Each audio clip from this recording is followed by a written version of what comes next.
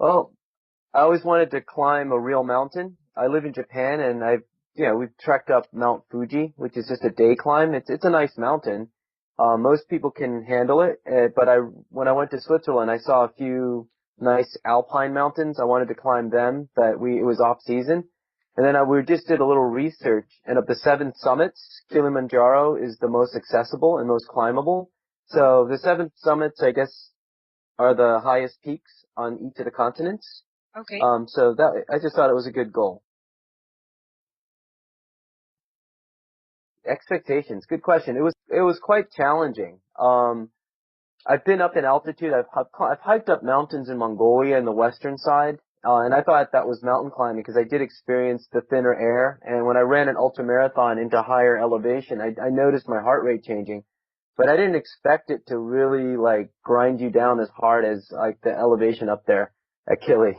Just it was hard. It was harder than I expected, but it was the same type of feeling I had in other challenges where you just don't want to quit. Once you start, you just don't want to quit. Yeah, read as much as you can. Understand that equipment actually does matter. Don't scrimp. Your best investment is probably going to be good jackets, good boots, and a good sleeping bag.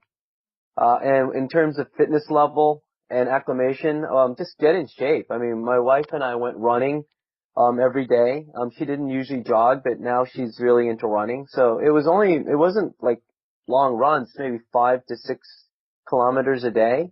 But it just got us into shape. And in terms of acclimation, a person really needs to research and really follow the right processes to get your body, to acclimatize.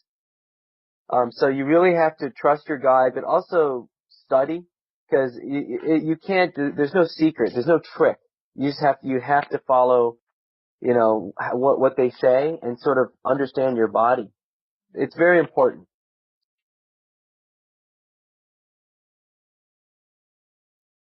I wouldn't say anyone can pretty much do it. It's overwhelming. I mean, it's an overwhelming mountain. It's the biggest freestanding mountain, which is, I guess its girth is, it's huge. It takes a good portion of the horizon. And it never seems to look like it's any closer, even when you're on your third day there. I mean, it's pretty overwhelming. That's something that you have to get used to. But in terms of acclimatization, if you think you're just a tough person and you can hike, even though the gradients aren't as tough on some of the routes, it's tiring and it's very important to camp and then take an excursion to a couple 100 meters higher to experience that altitude and come back down and sleep at a lower elevation. It makes a huge difference. First of all, the overall climb was a success. So knowing that I summited, it was great. Dream come true. My wife and I both successfully summited. In the process of doing it, I mean, we planned some big challenge together. We executed it. We both, worked well as a team.